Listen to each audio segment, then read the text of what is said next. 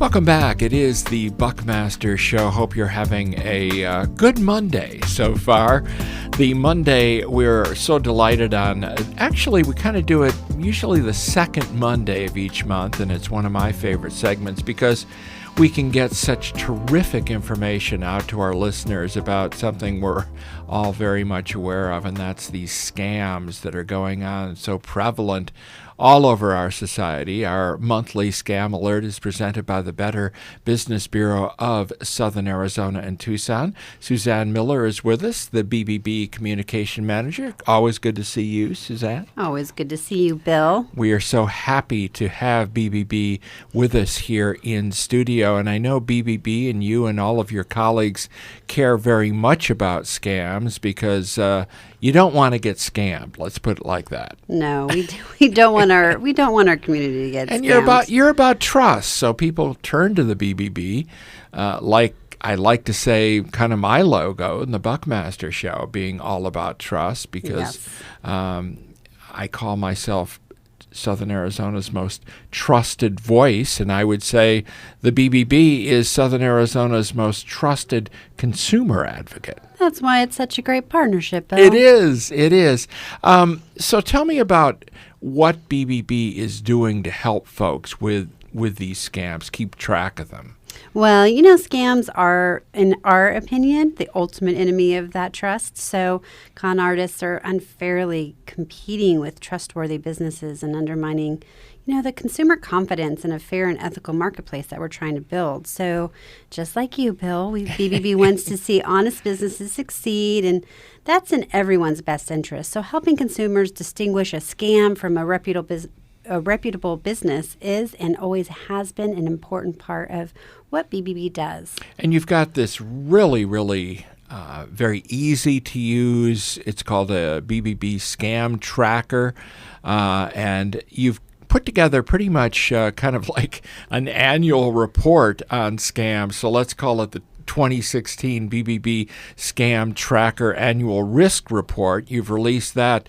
What were some of the bottom line items in that, Susann?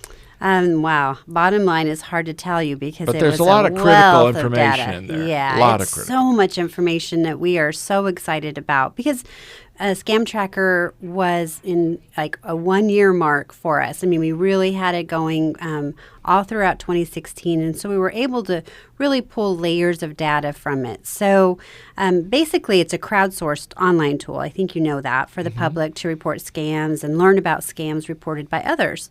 So I'm in awe of its interactive heat map that we have for localization. So you can really see the community scams that are hitting specifically in Southern Arizona. You could even really break it down into one zip code if you wanted to. So you've really got all of this information broken down into a very easy the critical data is really easy to use. Absolutely. It's we basically can allocate resources on consumer education and to give to law enforcement because of it. It really helps us, be more strategic in our approach. What factors go into kind of determining the risk index, and why is that? Okay, so there are 3 dimensions in this risk index. It's different than how we've reported in the past. There's basically the 3 elements of exposure, susceptibility, and monetary loss. So taken together, these factors provide the best measure available to us of the risk posed by scams.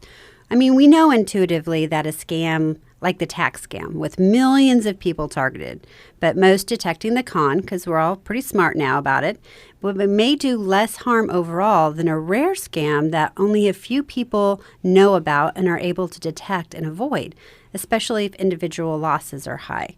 So the BBB Risk Index combines these elements of risk mathematically to arrive at a risk score, and that's what we use to rank and compare the scams. And you put out a top 10 list of scams. I think we talked about that in January. So how is the BBB Risk Index different from that? Kind of like what I had mentioned, the top 10 scams that we listed was primarily based on the volume of reports that we saw on the scam tracker, but this index is a more sophisticated way to look at it. It's basically an analysis that goes beyond the volume to look at the risk of each scam type which poses to be given, population using those measures that I mentioned earlier. So it's basically to conceptualize scam risk as being at the intersection of these three factors, a major advance compared to volume-based approach, which we did for that original top 10 list. The volume alone can misdirect resources toward scams that cast the widest net rather than those that actually harm the most people. So the risk index provides a consistent measure regardless of currency or inflation. Did that make any sense? Yes, it does. And so, in other words, perhaps the popular, if you want to use that term, kind of the one everybody's talking about today may not be the one that has the most long-term risk for you. And I want to dive deep, if possible now, Susann, let's take a look at the risk, how it is varying across different populations, and overall the riskiest top 5 scams. Let's talk about them. All right. So the top 5, like I mentioned, the risk varies across different populations. But overall, the riskiest top 5 scams are the home improvement scam being number 1. Actually, I should probably tell you these in the opposite order, but so watch out for the home improvement scams. It's number 1 on your list, especially during monsoon season. Fake checks and money orders would be second. Your employment scams are number 3, which kind of interact with the fake checks. And then your online purchase scams that we're always warning you about, and advanced fee loan scams are number 5. And then the top 5 scams after that have to do with? Okay, so 6 would be investments. And this one seems to actually hit men more. For whatever reason, we actually found that to be true. And then the romance scam. We've done several segments on the news recently about that in the last few weeks. The tech support, which, of course, Microsoft being the top of that one. Yeah, we know that one. I do family personally, friend, yes. and it's unfortunate. The next one being family friend emergency scam. And we have really, I cannot believe that one is still around, but it is hitting hard. And it used to be called the grandparent scam, but they've really tweaked this now to pretty much be just an emergency scam that they reach out to people on. And then lastly, if they need a little money, can you tide me over? Yeah, or crazy. Hey, your grandson is in jail and he's in Mexico and we're working on his behalf. And again, with that, always just confirm with family and friends that person that they're talking to is really it's kind of an oldie but goodie, but unfortunately has a lot of staying power, doesn't it? Yeah, we had a lady lose $50,000 to that, so it's not a small deal. So that is an exact really good example of where we have volume versus using this new analysis. So and then the last one being the sweepstakes lottery and prizes. Another oldie. But still, it is, a lot, and it's all about around. The scammers. They take these old scams, but they rework them so that they're really they're using technology as their friend because they're really pulling current information. They can get zip codes. They can actually buy data that they use in their conversations and create the that call for action. So, and who's at most risk? A particular demographic here, or what? Well, it all varies on the scam, and that breakdown is in the report. There's so much information we posted on the Risk Index on our website. So if, your listeners could go to tucson.bbb.org. It is on our news and events page. But overall sense is that millennials are more susceptible to scams with a median loss of around $200. They are just more comfortable with technology and trusting. And our outreach to this demographic is top of our initiatives this year. Knowing this information, we know that it's critical. So we actually created a campaign featuring Millennial Max. Oh, really? Yes. And everyone will be seeing him throughout 2017. He's awesome. We have a cutout of him in our office lobby.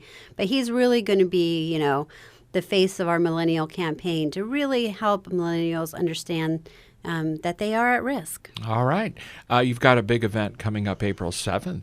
Yes. That's your Torch Awards. Our annual Torch Awards. Yeah, it's going to be great. Are still some seating available? They are selling out fast, but there are some seats. There's actually even a couple of sponsorships that are still left. But this is going to be a big one because our keynote speaker is the new UA Athletics Director, Dave Hickey. And Dr. Paul Melendez is going to be our MC, and he is fantastic. We're honored to have him, and he's just got such a great personality. He's going to make it so fun. But it's really an elegant evening, and we're just going to celebrate all of those businesses who foster the ideas of good stewardship and business ethics here in Southern Arizona. Well, it sounds like it will be a great event, as usual, the Torch Awards, and the best place to go for more information is tucson.bbb.org, and that is also the place, Susann, that folks should go for everything scam-related. How's that? Go to our news and events page. Every time we have something that we're posting, it's there. It will be found there. Scam Alert Central right there. I love that. Maybe we need to rename that. You can use that. Susann Miller, always a pleasure. You are a delight, and you are so knowledgeable about all of this. We appreciate it. Thank you very much. Thank you, Bill. We'll be right back.